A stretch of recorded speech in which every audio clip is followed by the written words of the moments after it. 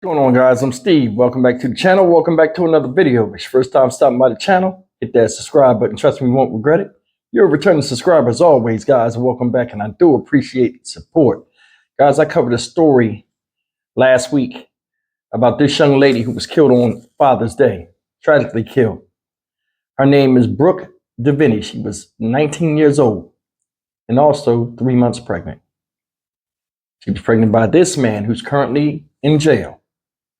Devon Blair, 23 years old. This story took place in Columbus, Ohio. Shout out. You guys hadn't seen my other videos. This guy right here has $11 million bond, ladies and gentlemen.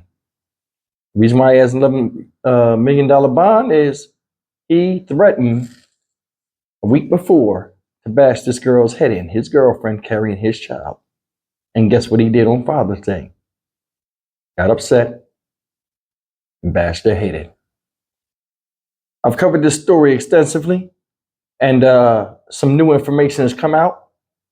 A little bit of his history as a domestic abuser with a past girlfriend from a couple of years ago. And this is a story you got to hear to believe. Take a look. Continuing coverage tonight, we are learning more about the Columbus man charged with murdering his pregnant girlfriend. Officers arrested Devon Blair on Father's Day after 19-year-old Brooke Devon was found inside her home with severe injuries. She died at the hospital. Devon had reported Blair to police several times before her death. Tonight, 10 TV's Carla Rogner is learning more about Blair's past, and it's a story you'll only see on 10 TV. Blair is being held now on an $11 million bond. But before he moved to Columbus, he racked up a lengthy criminal history about 2 hours south of here in Jackson County. That's where he had an active warrant for his arrest for theft and where he recently served time in jail for domestic violence against his ex-girlfriend. It's just affected my whole way of living for a long time. Learning about Brooke Devon's death has brought up a lot of bad memories for Abby. I definitely understand probably how she was feeling, like just lost, and like there was no one to help protect her. She dated Devon Blair for several years as a teenager. I don't know if I would call it love, but at one point I thought it was. She says the abuse started slowly but escalated. He would choke me out until, I would pass out. He's put the cigarettes out on me. Over the years, police would come by their house, but Abby says she never felt safe enough to tell the truth. They would tell me, like, unless you actually, then, there's nothing we could do. And, he would also be right there. So, like, that's terrifying. Finally, in March 2021, Abby knew something had to change. She was 19 and Devon was 20. They were visiting her grandmother's grave when Abby says Blair assaulted her and bit her face. It was really super bad, and I was really scared. She says he made her promise not to tell anyone. When Blair went to a friend's house, Abby went to the police department and filed a report. Like Brooke, she was pregnant with his child. I need to get in my head, like I have to find a plan to get out or I'm not going to be here anymore. He pleaded guilty to domestic violence charges and a judge sentenced him to 22 months in jail. I'm not sure why I let it go on so long. That really was not smart. I just, at the time, did not know what else to do. After Blair was released, Abby didn't know what happened to him until friends told her about Brooke Devon last weekend. Just to think about what he did to her, it just brings me chills, bro. It's awful. It's really awful that he had that opportunity. Abby is hoping now that Blair is charged with murder, he will be behind bars for a long time. There's just way too much evidence on him for him to be out here still hurting people, especially being able to take their life. That's just insane to me. Abby says she experienced firsthand just how difficult it can be for victims of domestic violence to get help. She says she feels like something has to change. In Columbus, Carla Rogner, 10 TV News. The story of this young lady's time with dealing with Devon Blair, and goes back to what we talk about when we talk about these domestic abuse cases and the type of person that does this type of crime. Childish, immature, claiming they're men, but they're not. Doing childish things, can't control anger, can't resolve conflict. I want you to pay attention. When men get to a certain age, as you go up in age, your mind should be still what? Maturing and development. Now, I'm 51 years old. My mind is more advanced than somebody of Mr. Blair's age of 23. But this guy, if you look at his pattern, a lot of these guys get attracted to a certain type of person that they can victimize. And that's one of the things you'll see a lot of people, a lot of women usually go from one domestically violent relationship to another. Why? Because the energy they give off, whether it's a certain type of submissive energy, so on and so forth, it attracts this type of being. And that's the truth. We all have something in our demeanor, whether we know it or not, that attracts a certain type of energy, be it positive or negative. That girl says she was what? She was a teenager too. He was already in his 20s.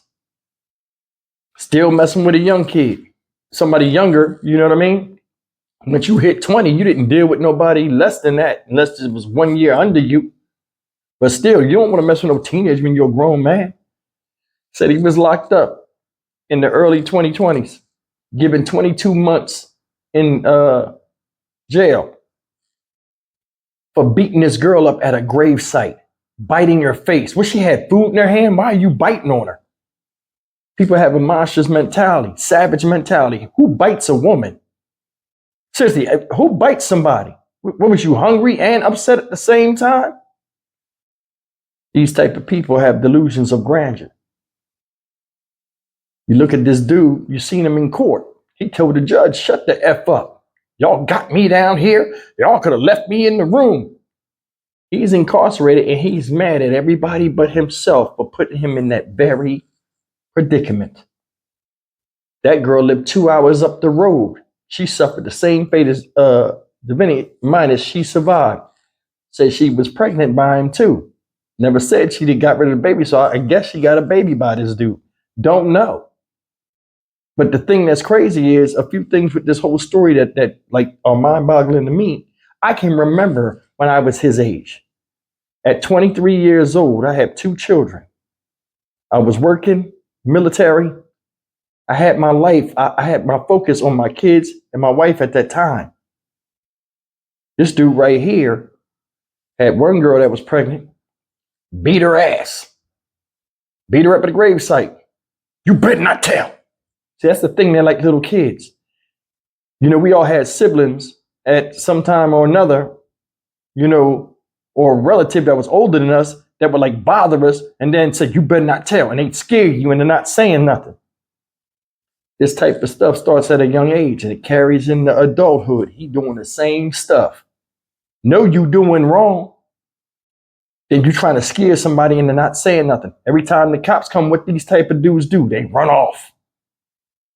Said he was caught by a cop one time, bit the cop in the forehead. What the hell? This guy is very instinctive as an animal. Bite, claw, and scratch. Ran away. Father of the girl, Brooke Devon, the last girl whose life he took, the father and brother came in the house and saw her in that state with her head smashed open. Can you imagine that as a father? That was their only daughter. I know it got to be devastating. You're still in the state of your mourning. Ain't even been a week yet. Ain't even been a week. Here you are, you got to bury your daughter, your only daughter. I have one daughter. For me, that would be devastating. So I can relate to that. Think about this. Dudes like this, they come a dime a dozen. Meet these girls, they wear a mask. Say and do anything they can to get in with you. Once they realize they can push against you and lean on you, and you won't push back and set boundaries or let that person know earlier in the stages of a relationship development, that's when they got you. He was dating these girls. He dating these girls. That chick that you just seen on there seemed like she was passive. If you look like you buck up or do any type of thing, right up his alley. Told her, you better not tell. She said, okay. Soon as he left, she what? Told. Got his ass out of there. For somebody to do something to your body like that, ladies, he got to have part of your mind and be confident with that and comfortable.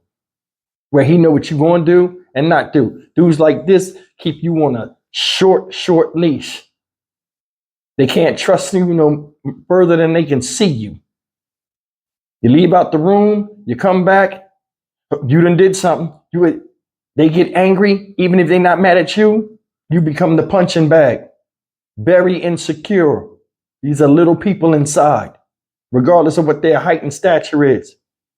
A lot of times they do this type of stuff to women, but when men are evenly, can stand up to them, you see a different story. You get more mouth than muscle. Whereas the women, they get all the muscle and you get all the mouth.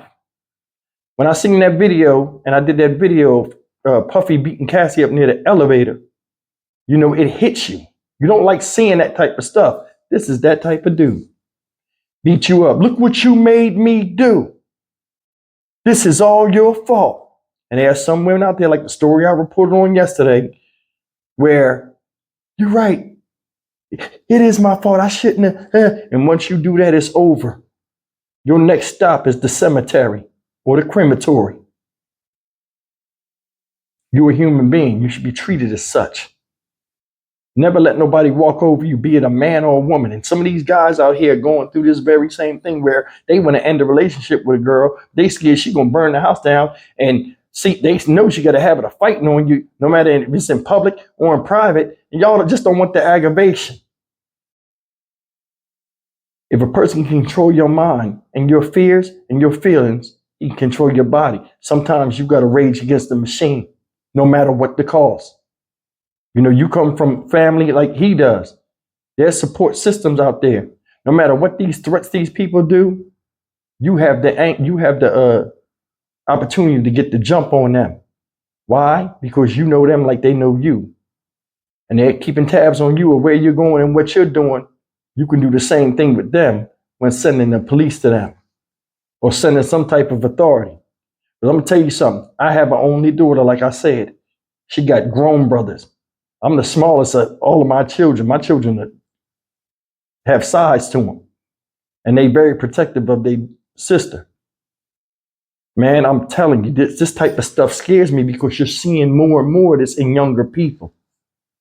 I would never want to come across my child and she got a black eye or a busted lip and then tell me, Daddy, it's okay. I deserved it. Ain't no way. Because if that happened to my kid, like a lot of you guys out there that's listening that love your daughters, the next time they see us, they won't see us. And we talking about the dude that does that to these. Man, I don't know why these guys do this. A lot of times these guys do this when they know there's no male rival in the house that can rival them physically, or a lot of these girls come from homes where they don't have a lot of brothers or a lot of male leadership in the house. And you see it prevalent there. Or they got a father that's old and he's like, oh, well, I could take him. So they justify their punishment on the daughter. Won't happen with me. I don't care if I can barely walk. I can pull the trigger. Anyway, man, I'm talking too much. I'm Stock Market Steve for the Dynamic Reason channel. As always, like, comment, share, and subscribe. If a guy got a beat on you, he is not the one. And same with you guys, if you got a woman that's threatening you, and abuse don't always have to be physical. Sometimes the mental abuse and the verbal abuse is worse. A lot of these starting signs that you see where guys is about to be physical or you have a partner that's about to be physical is when they start to berate you in front of people, especially your own people. A lot of these people, like I said, they have delusions of grandeur and they're confused in the mind. A lot of times they chastise you like you a child, like they're their child. And they never think about the fact of all this punishment they put on you. And we know women don't never forget. Wisdom is a prime representative of a female. That these guys will get old. And everything that you put out there will come back and you'll reap the reward of your wickedness against somebody. I'll see you in the next video. Take care.